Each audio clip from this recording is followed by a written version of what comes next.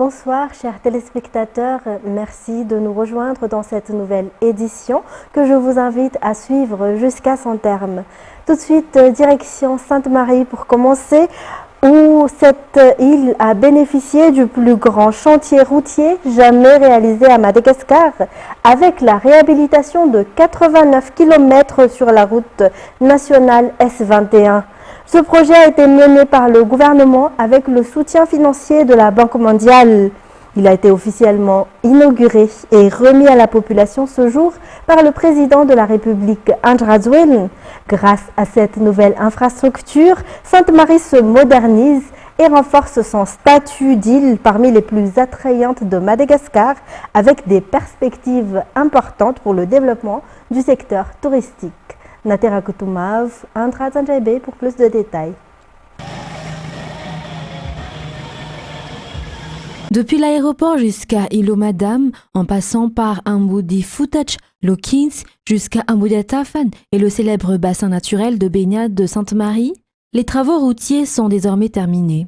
La réalisation comprend 51 km de route principale, auxquels s'ajoute la grande boucle Ambudi Futacha jusqu'à Kirir et la petite boucle Ambudi Futacha jusqu'à Vuilaz, totalisant 34 km. L'ensemble du réseau atteint ainsi 89 km connectant les localités de l'île. Il s'agit de l'un des projets de réhabilitation routière les plus importants, destinés à améliorer la circulation et surtout à dynamiser le tourisme. Une grande partie du financement de ce chantier a été assurée par la Banque mondiale.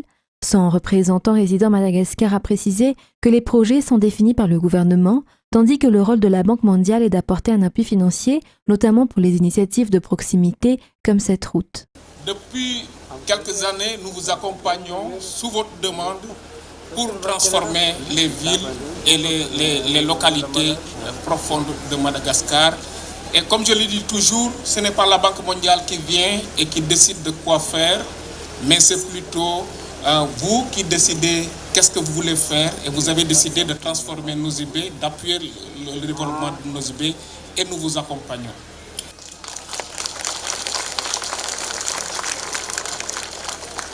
Nous sommes vraiment fiers d'avoir contribué à la réhabilitation des routes que nous inaugurons aujourd'hui.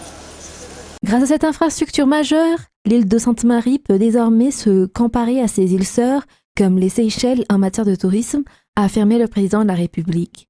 Il a rappelé que 800 millions de dollars ont été alloués par la Banque mondiale pour soutenir les projets de développement du gouvernement, dont la réalisation de cette RNS 21 fait partie. Outre les travaux réalisés à Sainte-Marie, d'autres localités de la région d'Annalandsroof et de la côte Est en bénéficient également, comme la route reliant Thomas Naful Point ou encore celle allant de Fenry-Vosnanan à Mananar.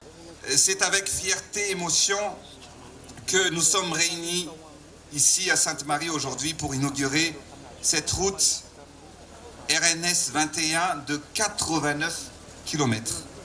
Sainte-Marie, je le dis et je le redis, c'est l'une des plus belles îles de Madagascar. Joyau touristique de notre pays et mérite une telle infrastructure. Monsieur le représentant, je tiens à vous adresser mes remerciements. Merci pour votre engagement personnel et pour le soutien inébranlable que vous et la Banque mondiale apportez au projet de développement à Madagascar. Cette route que nous inaugurons aujourd'hui est un lien qui nous lie et qui réunit. Un lien entre les communautés, un chemin vers le développement tant attendu par la population. Elle symbolise l'espoir et la transformation. Grâce à cette réalisation, Sainte-Marie se transforme. La ville est connectée et gagne en accessibilité, en attractivité et en dynamisme économique. Maintenant, Sainte-Marie pourra valoriser son potentiel touristique, culturel et environnemental. C'est une avancée concrète vers un développement plus inclusif et durable pour cette île unique. Nous constatons que derrière chaque projet soutenu par la Banque mondiale, il y a une vision partagée, celle d'un avenir meilleur pour Madagascar. Vous êtes à nos côtés dans la lutte contre la pauvreté, dans la construction des infrastructures, dans l'éducation, l'énergie et la protection sociale. Monsieur le représentant, cher Atou, vous êtes un partenaire, un allié de progrès. Et aujourd'hui, ensemble, nous avons laissé une empreinte durable ici à Sainte-Marie. Merci pour votre soutien, merci pour votre confiance. Ensemble, continuons à construire des ponts, des routes et surtout de l'espoir pour la population malgache. Le président a également annoncé la réhabilitation du port d'Antirak à Sainte-Marie afin de fluidifier le transport maritime vers l'île. Le développement de l'artisanat indissociable de tourisme bénéficiera aussi d'infrastructures adaptées. L'objectif de doubler la production d'électricité pour l'île de Sainte-Marie a été atteint à travers l'installation d'une centrale solaire d'une capacité de 1 MW. Ce recours à l'énergie propre permet de réduire de plus de 12 milliards d'ariars les dépenses liées au fioul lourd. Le président de la République, Andry Rajoelina, a souligné dans son discours que le gouvernement est déterminé à trouver des solutions durables pour l'approvisionnement énergétique à Madagascar.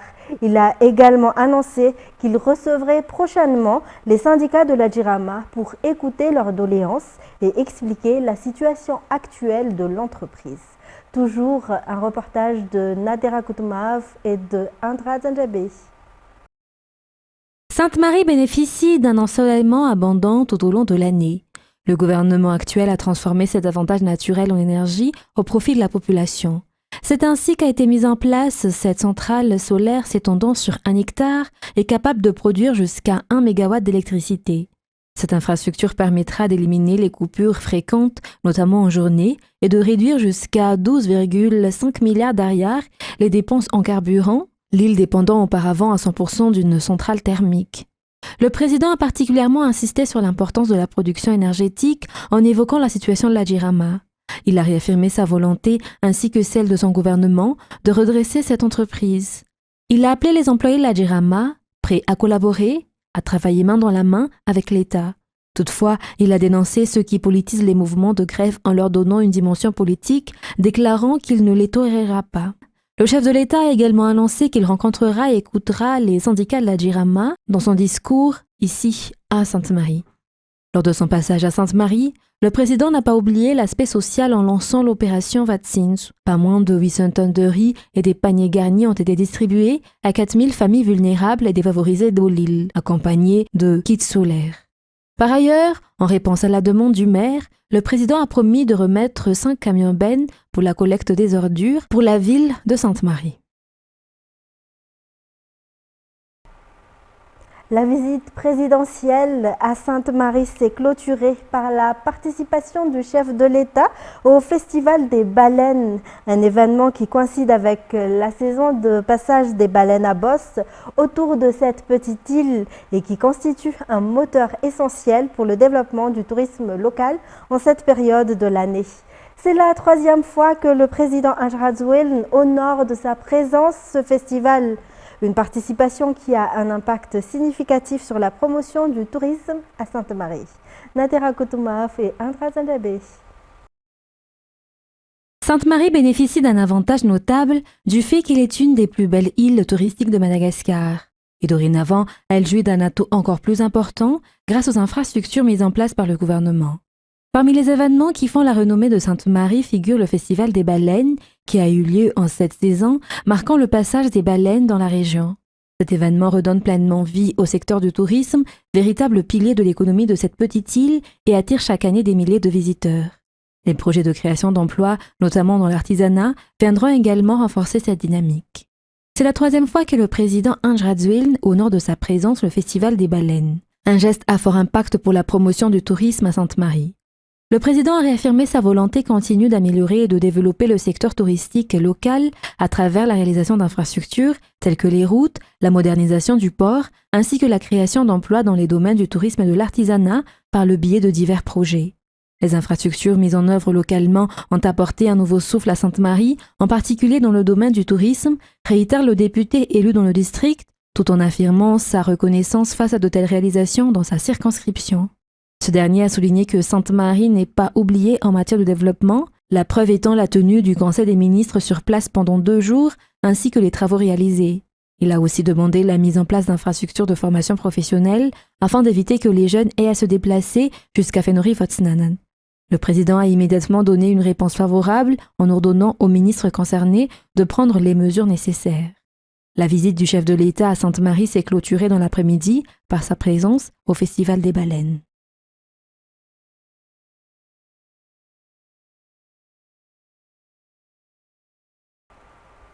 En économie, la taxe de 20% prélevée sur les intérêts des prêts bancaires ne s'appliquera pas aux institutions de microfinance selon les modalités d'application adoptées hier en Conseil des ministres et publiées la fin de cette semaine. Cette mesure ne concernera pas non plus les crédits contractés avant l'adoption du dit décret et avant la publication officielle de sa mise en application. Même si le remboursement du prêt s'étale encore sur 10 ans, la loi n'est pas rétroactive. Les détails. La taxation des intérêts sur les prêts accordés par les banques de développement, les institutions d'épargne, les établissements de crédit spécialisés et les banques commerciales sera appliquée dès la publication officielle des modalités d'application prévues pour cette semaine. Cette mesure vient mettre fin à une suspension qui a duré 19 ans. La taxe s'applique sur les offres suivantes: crédits commerciaux, crédits à l'exportation, crédits d'équipement, crédits à l'habitat et crédits bail. Elle porte uniquement sur les intérêts perçus par les banques et non sur le montant emprunté par les clients. Par contre, les crédits à la consommation et les intérêts sur dépôt bancaire ne sont pas concernés par cette taxe. Dans un souci de prise en compte des besoins de la population et afin d'encourager l'inclusion bancaire, les institutions de microfinance sont exonérées de cette taxe de 20% car elles sont les principales sources de financement pour la majorité des Malagasy. Cette mesure ne concernera pas non plus les crédits contractés avant l'adoption du dit décret hier et avant la publication officielle de sa mise en application. Même si le remboursement du prêt s'étale encore sur 10 ans, la loi n'est pas rétroactive. Et à Madagascar, l'utilisation des technologies, notamment les drones, devient incontournable pour répondre aux multiples pressions environnementales.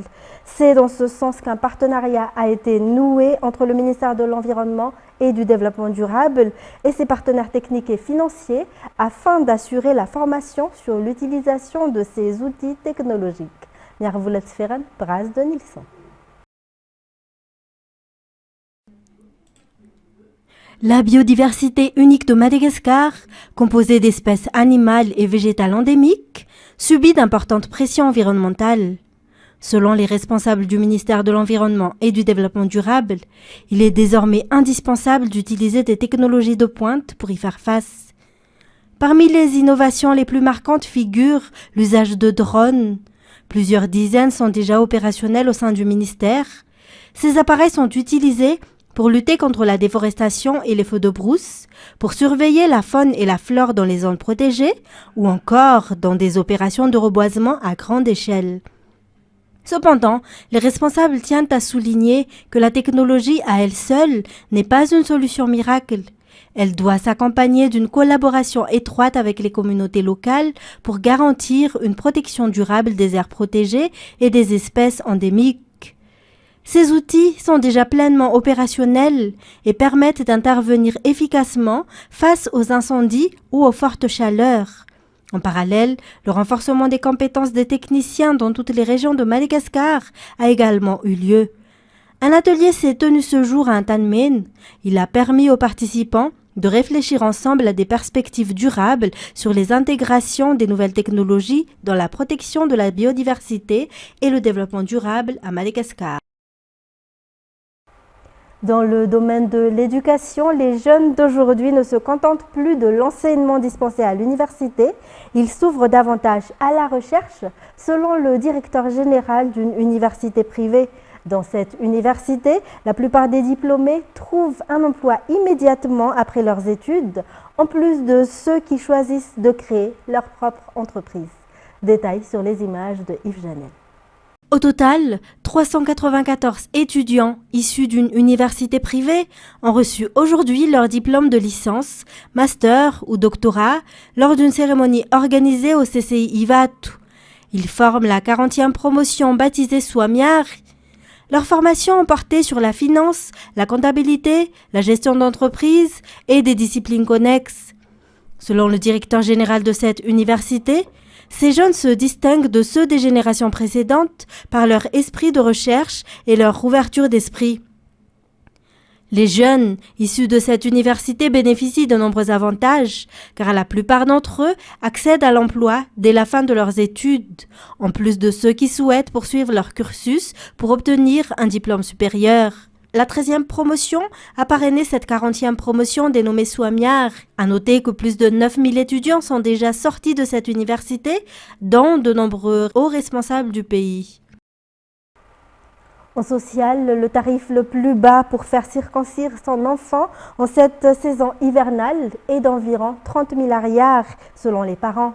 Afin d'alléger cette charge et dans le cadre d'une action sociale destinée à la population, 300 enfants ont bénéficié aujourd'hui d'une circoncision gratuite dans le 6e arrondissement, une initiative organisée par la députée Irmar, Tante Lira Zanamandimsou. Fin de Sénamireille, Yves Janel. Selon les parents, il faut prévoir au minimum 50 000 ariars pour la circoncision d'un enfant. Le tarif le plus bas est de 30 000 ariars, sans compter l'achat de vêtements traditionnels pour la cérémonie, tels que le malabar, ainsi que des jouets pour enfants. C'est pourquoi de nombreuses familles optent pour la circoncision de masse. Ils sont 300 enfants du 6e arrondissement à avoir bénéficié aujourd'hui d'une circoncision collective offerte par la députée Irmar, Tante Lirazanamandimsou, une action qui s'inscrit pleinement dans le cadre du volet social en faveur de la population. D'autres actions sociales sont prévues, notamment à destination des personnes âgées et des plus démunis. Et sport pour terminer les actualités locales, un parcours de 130 km constitue le circuit de cette deuxième manche du championnat de Madagascar de rallye automobile. L'objectif de cette saison est de décrocher le titre de champion national selon Fanny Rassouamarmak. Cette deuxième manche se déroule sur 3 jours. Narsou Razakassan et Michel Rakoutsan. Au total, 31 voitures ont pris le départ ce jour depuis le CCI Ivat pour cette deuxième manche du championnat de Madagascar de rallye automobile, une compétition qui coïncide avec la célébration du 20e anniversaire du TMF ou Team Mikefanir. Le TMF Rallye assure également l'organisation de cette deuxième étape en y apportant des améliorations au niveau du tracé. Aujourd'hui, à 11h59, Fanny et Maentz, au volant de leur Peugeot 208 T16, champions en titre du rallye Motul, ont pris le départ, plus motivés que jamais à affronter cette deuxième manche de la compétition. À 12h07, ce fut au tour de Mick et Fafa de s'élancer depuis le CCI Ivat à bord de leur Mitsubishi Evo 10. Mick, visiblement prêt dès avant le départ, a affirmé vouloir corriger les erreurs commises lors de la première manche. Il représente également Madagascar dans la compétition Clio Trophy organisée en France. Cette deuxième manche du championnat de Madagascar de rallye automobile se déroulera sur 3 jours, du vendredi 11 juillet jusqu'au dimanche 13 juillet prochain. Dans les actualités internationales, ce vendredi, le président américain se rend au Texas, meurtri par des inondations qui ont causé la mort de 120 personnes au moment où la réponse du gouvernement et des autorités locales est pointée du doigt. France 24. Une semaine après les inondations au Texas, les cours d'eau ont retrouvé leur lit, laissant un spectacle de désolation. Les opérations de nettoyage et de secours se poursuivent pour tenter de retrouver d'autres victimes. Au moins 150 personnes sont toujours portées disparues. Après le choc, les Texans rendent hommage à leurs morts. C'est méconnaissable. L'odeur de mort est partout. C'était très dur à voir. Tous ces parents qui ont perdu leurs enfants. Plus de 2000 sauveteurs, policiers et spécialistes opèrent dans la zone. Ils sont épaulés par des hélicoptères, des drones et des équipes cynophiles. Leurs conditions de travail sont souvent très difficiles. Ils fouillent méthodiquement les tas de débris et les examinent pour retrouver les proches de chacun. Quand je parle de tas, Je parle de tas de débris de 6 à 9 mètres de haut, suffisamment grands pour contenir un camping-car entier sans être vu. Voilà l'énorme quantité de débris que nous essayons de dégager. Parallèlement, les autorités font face à des critiques grandissantes concernant le système d'alerte inondation, ainsi que sur le temps de déploiement des messages d'alerte à la population. La police a ainsi promis qu'une chronologie des réponses apportées pendant la nuit serait établie. De son côté, le gouverneur du Texas, Greg Abbott, a appelé les députés texans à améliorer la préparation et la réponse aux inondations. Et en Centrafrique, une rencontre a eu lieu hier à Bangui entre le gouvernement et les représentants des groupes armés de l'UPC et des 3R. Cette rencontre fait suite à un accord de cessez-le-feu signé le 19 avril dernier entre les différentes parties. Les précisions de François Drette. Une étape importante pour la Centrafrique, encore marquée par les violences malgré l'élection présidentielle prévue dans 5 mois. Ali Daras et Sembe Bobo, chefs respectifs de l'UPC, l'Union pour la paix en Centrafrique, et les 3R ont accepté de déposer les armes. Objectif, permettre au gouvernement de reprendre le contrôle total du territoire.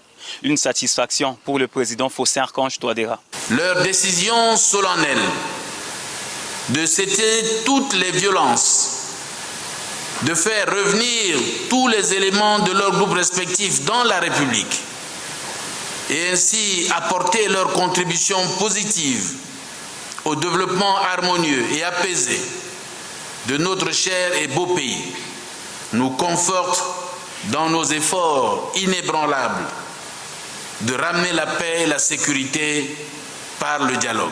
La médiation a été menée par le Tchad, pays voisin et longtemps considéré comme une base arrière des groupes armés centrafricains. L'accord prévoit notamment la fin immédiate des combats. Sur le terrain, les rebelles ont déjà commencé à être cantonnés. Une mesure qui devrait redonner un peu de souffle aux habitants des zones qu'ils contrôlaient jusqu'ici. Aujourd'hui, vraiment, je souhaiterais que cet accord soit le dernier. De mon côté, du mouvement 3R, je vous rassure que je respecterai tous les engagements. Depuis 2013, il s'agit du 4e accord signé entre les autorités et les groupes armés. Les 3 précédents avaient échoué, dont le dernier signé en février 2019, avant de voler en éclats juste avant la présidentielle de 2020. En République démocratique du Congo, les autorités sanitaires tirent la sonnette d'alarme. Le pays est en situation d'épidémie nationale de choléra. 17 provinces sont touchées et la maladie a gagné la capitale, Kinshasa. François 4. Chaque semaine, 130 cas de choléra sont signalés à Kinshasa, la capitale. C'est alarmant selon le ministre de la Santé qui affirme que les 3/4 des zones de santé sont touchées. La maladie frappe les quartiers les plus défavorisés. Alors les autorités disent avoir renforcé les capacités de prise en charge dans les centres de santé. Nous sommes encore en phase très aiguë de cette épidémie et nous demandons que tout le monde prenne conscience que c'est quelque chose que l'on peut arrêter assez rapidement. Pourquoi? Parce que, tout simplement, quand vous êtes contaminé, au bout de quelques heures, la diarrhée peut commencer. Ce qu'on appelle l'incubation. Ça va de quelques heures à avoir à peu près 7 jours. Donc, si vous avez été en contact avec quelqu'un qui a la diarrhée et que vous-même vous commencez la diarrhée, sachez qu'il y a un gros risque que ce soit le choléra. Et la réponse est aller au centre de santé, éviter de se soigner soi-même. Les causes de cette propagation rapide du choléra sont multiples, notamment les récentes inondations qui ont détérioré les infrastructures d'assainissement d'eau. Certains quartiers n'ont plus accès à l'eau potable depuis des semaines. Le ministre affirme que des citernes devraient être apportées dans les quartiers les plus touchés, mais surtout, il rappelle un geste essentiel, se laver régulièrement les mains.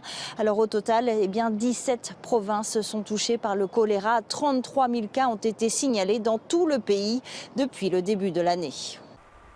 Ainsi s'achève cette édition. Merci à vous de l'avoir suivi. Comme tous les vendredis, retrouvez l'émission Data avec Jean-Claude Ndjamalal. Au revoir et passez une excellente soirée sur Viva.